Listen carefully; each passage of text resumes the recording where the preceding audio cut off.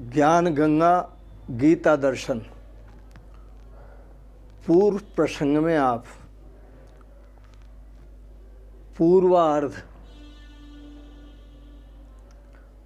गीता के पूर्वार्ध में श्रवण कर रहे थे। योगेश्वर भगवान श्री कृष्ण और भगवान श्री कृष्ण के द्वारा स्वयं अनेक प्रश्नों का समाधान, जितने भी अर्जुन ने प्रश्न किए सभी प्रश्नों का समाधान भगवान श्री कृष्ण ने दिया। उत्तरार्ध यह गीता का उपसंहार है। ओम श्री परमात्मने नमः। अथ अष्टादशो अध्यायः। ये 18वां अध्याय, यह पूरी गीता का उपसंहार है। पूर्व प्रसंग में आप गीता से क्या लाभ है, गीता श्रवण करने से क्या लाभ है, तो आप 17वें अध्याय में बहुत कुछ श्रवण कर चुके और इससे पूर्व भी बहुत कुछ श्रवण किया। भगवान श्री कृष्ण 17वें अध्याय में आहार की बात कही, कैसा होना चाहिए, तप की बात कही, यज्ञ की बात कही और दान की बात कही। कर्मणा बुद्धि शुद्धि परम प्रयोजन, ये सभी कर्म जो आहार कर्म है, यज्ञ कर्म है, तप कर्म है और दान कर्म है, ये बुद्धि की शुद्धि के लिए होते हैं।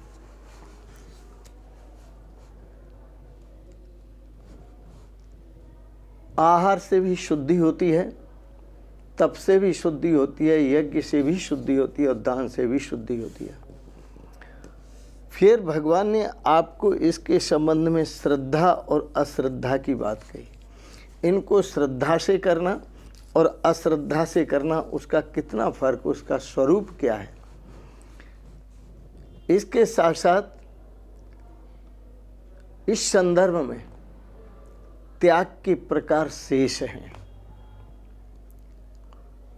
त्याग, कौन सा त्याग और कैसा त्याग और किस किस का त्याग, ये सब प्रश्न शेष हैं।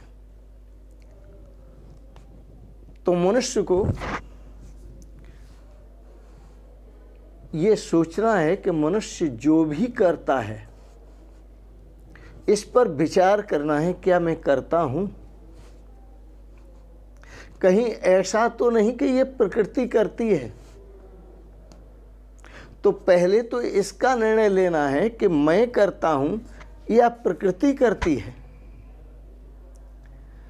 इस करने में जो कारण है वो कौन है, मैं कारण हूं या प्रकृति कारण है। तीसरी बात, कौन कराता है। पहली बात, क्या मैं करता हूं। दूसरी बात, या प्रकृति करती है। तीसरी बात, यदि मैं करता हूं या प्रकृति करती है तो इस प्रकृति से और इस मैं से कराता कौन है। भगवान कहते हैं प्रकृति या तुम, इस पर विचार करो। भगवान कराते हैं या आपसे प्रकृति कराती है। पहले तो ये सोचो कि आप करता है या प्रकृति करती है, करता है। फिर ये भी सोचो, यदि दोनों से कोई कराता है तो कौन कराता है। तीसरी बात सोचो, आपसे जो कराती है वो क्या प्रकृति कराती है या प्रकृति से जो कराते हैं क्या आप कराते हैं। इन सब विषयों पर विचार करना है। फिर त्याग का प्रसंग आगे आएगा। पहले तो ये निर्णय लो। इसलिए इस प्रश्न से इस गीता का प्रारंभ करते हैं और उपसंहार का प्रारंभ करते हैं। गीता के अंतिम अध्याय का प्रारंभ करते हैं। जिस ग्रंथ का प्रारंभ होता है उसका अंत भी होता है।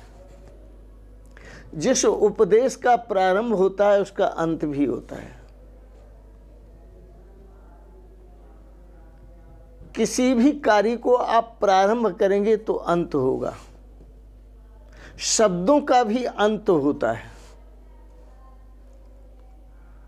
आप अपनी बात कह लेते हैं, शब्दों का अंत होता है, फिर कहते हैं अब आप बताएं।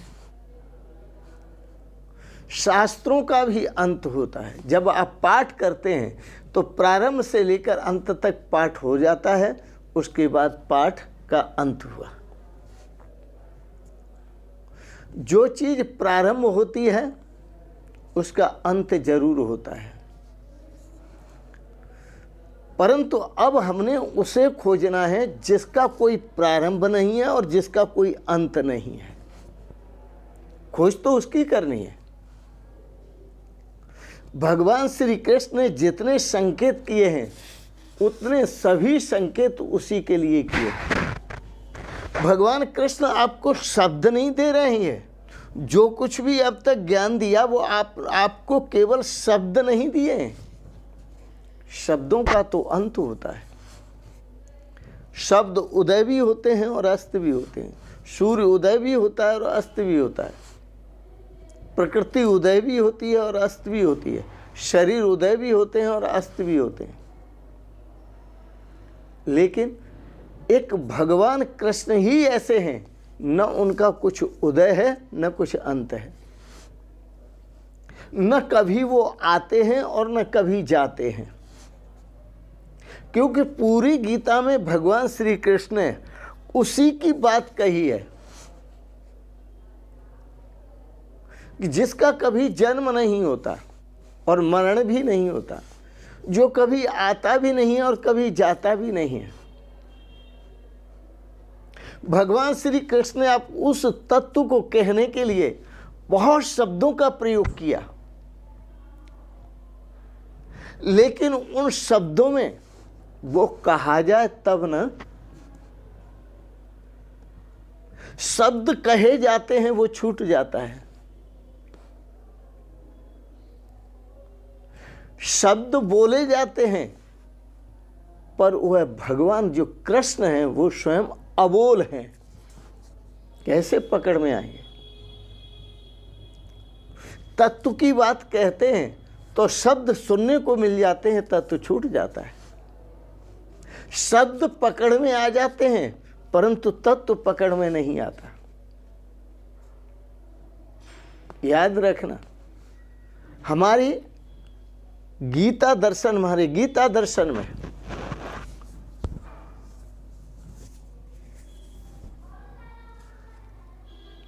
चार साधनों की भी बात कही है। और वो चार साधन कौन कौन से हैं? अर्थ, धर्म, काम और मोक्ष। भगवत कृपा से और आपके पुरुषार्थ से आपको धन बहुत प्राप्त हो गया, और धन रूपी साधन जो आपको मिला वो किस लिए मिला? तो शब्द आता है धर्म, धर्म के लिए मिला है।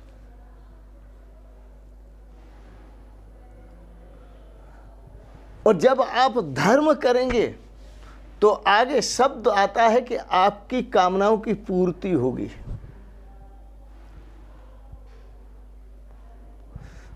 और जब कामनाओं की पूर्ति होगी तो कामनाओं से छुटकारा मिल जाएगा, लेकिन मिलता नहीं है। क्योंकि व्यक्ति अक्सर जो प्रयोग करता है अर्थ का, वो धर्म के लिए कम करता है, काम के लिए ज्यादा करता है। तो हर व्यक्ति को प्रथम तो धर्म के मार्ग से चलना है, और सारा संसार धर्म के मार्ग तक ही सीमित रह जाता है। मोक्ष तक पहुंचता ही नहीं। मोक्ष क्या है, वहां तक पहुंचना बड़ा कठिन है। इसलिए कुछ अर्जुन की जिज्ञासा सामने आई तो भगवान श्री कृष्ण ने गीता दर्शन में 4 वर्णों की भी व्यवस्था की है। सबसे पहला वर्ण है ब्रह्मचर्य आश्रम। ये आश्रम है। सबसे पहला वर्ण है कौन सा कहें, शूद्र। और दूसरा वर्ण है क्षत्रिय।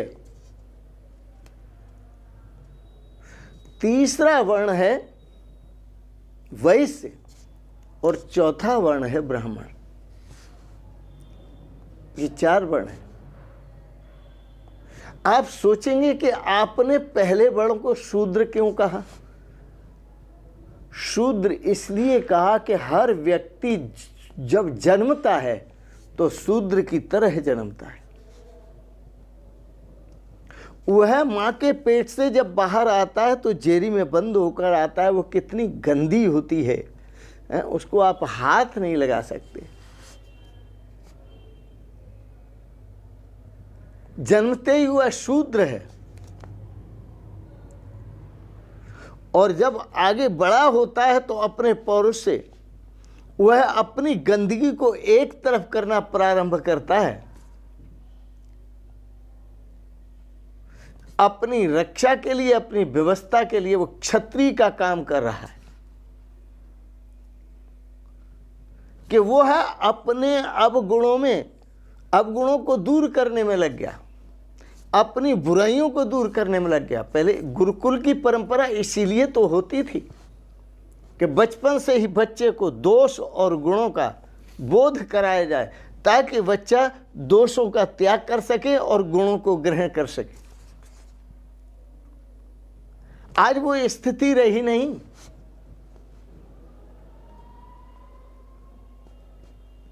आज तो ऐशो और आराम की स्थिति हो गई।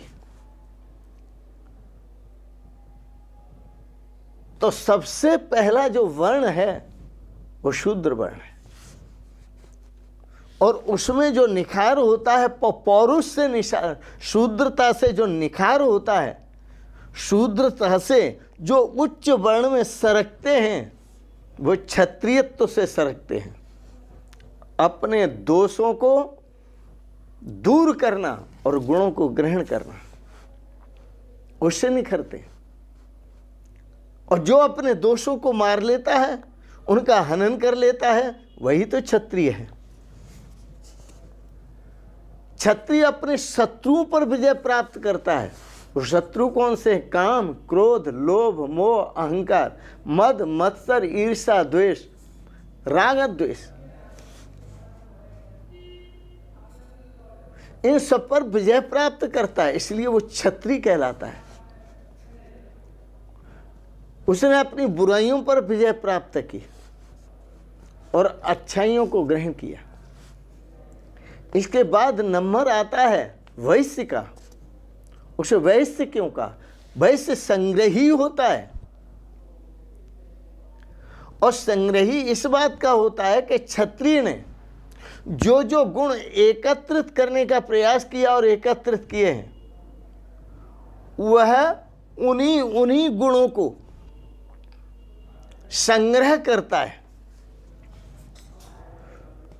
और संग्रह करके किसके लिए संग्रह करता है? जन समूह के लिए, अपने लिए संग्रह करता है। अपना जीवन आदर्श बनाने के लिए, अपना जीवन उत्तम बनाने के लिए, अपना जीवन श्रेय और सौभाग्यमय बनाने के लिए, अपना कल्याण करने के लिए। और संग्रह करने के बाद अपनी पवित्रता के आधार पर, इंद्रियों की पवित्रता, अंतःकरण की पवित्रता, मन बुद्धि की पवित्रता, इसके आधार पर,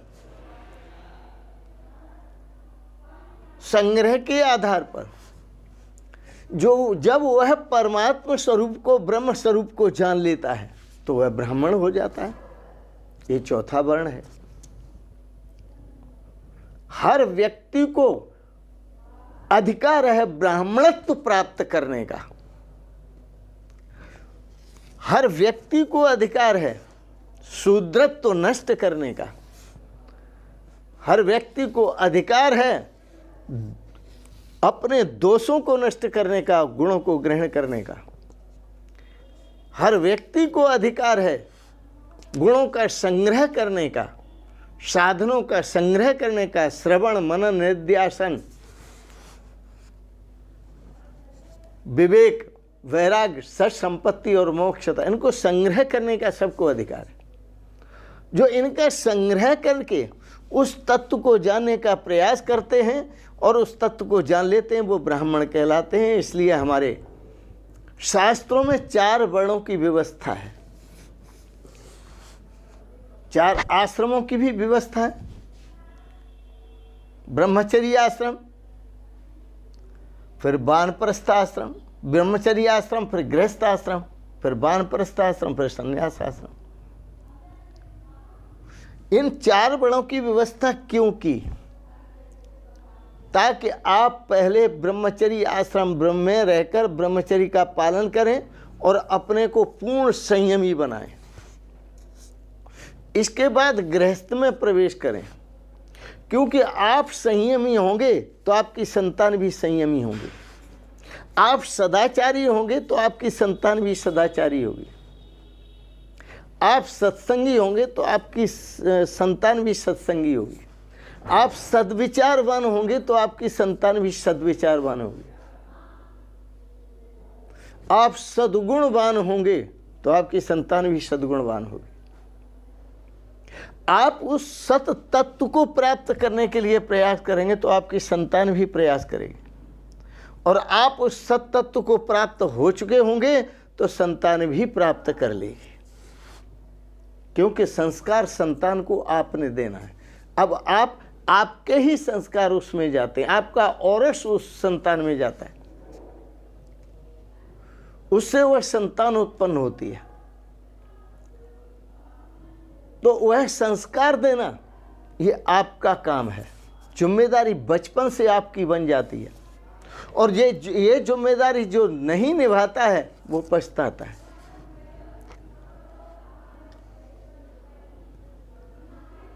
और जब संतान को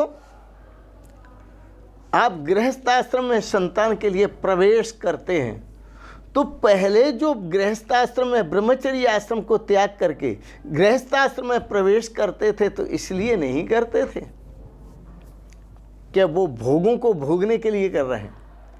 वो सिर्फ वंश वृद्धि के लिए प्रवेश करते थे।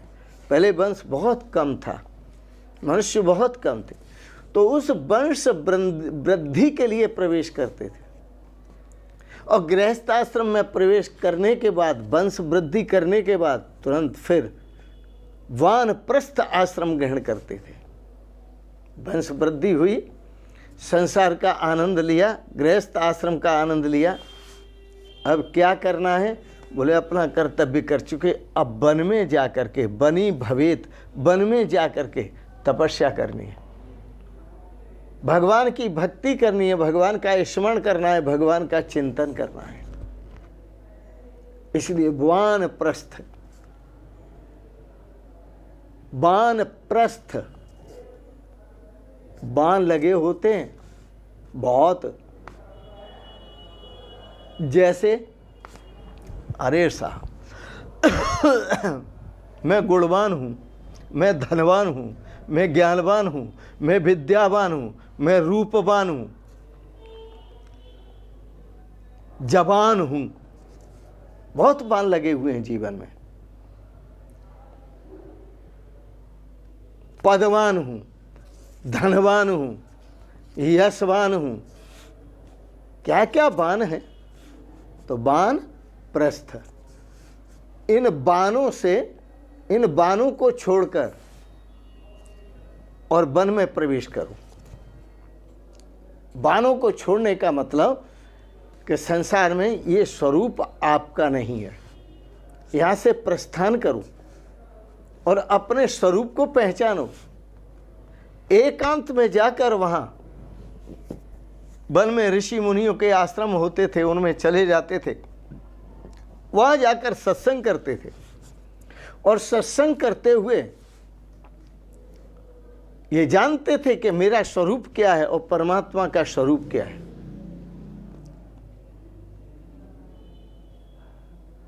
तो परमात्मा के स्वरूप के लिए प्रस्थान करते थे।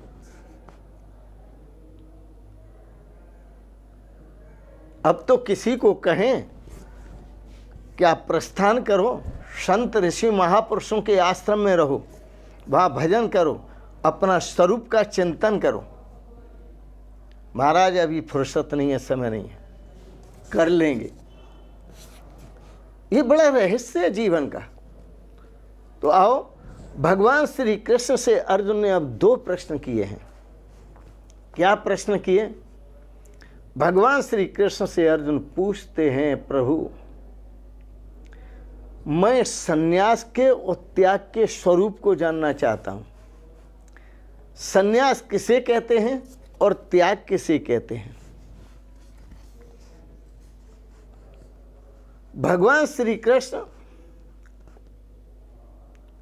सृष्टि के स्वरूप का विश्लेषण कर चुके हैं, प्रकृति के स्वरूप का विश्लेषण कर चुके हैं, आपके स्वरूप का भी विश्लेषण कर चुके हैं। फिर भी अर्जुन के 2 प्रश्न खड़े हैं। वर्ण व्यवस्था का विश्लेषण किया, आश्रमों का विश्लेषण किया, ये सब कुछ किया, लेकिन जो त्याग का क्या स्वरूप है और संन्यास का क्या स्वरूप है, उसके लिए यह अध्याय प्रस्तुत है, जिसको 18वां अध्याय कहते हैं।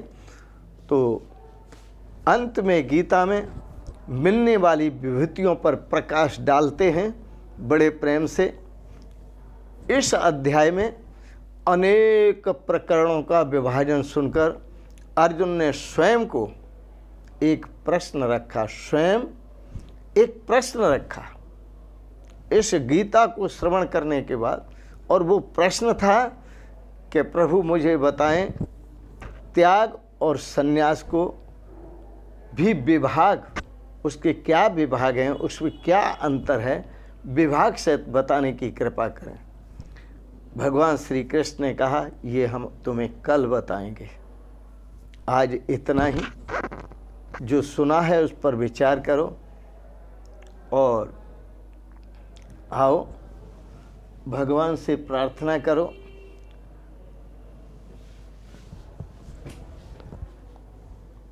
और अपने जीवन का श्रेय प्राप्त करो। तू कर बंदगी और भजन, धीरे धीरे मिलेगी प्रभु की शरण, धीरे धीरे।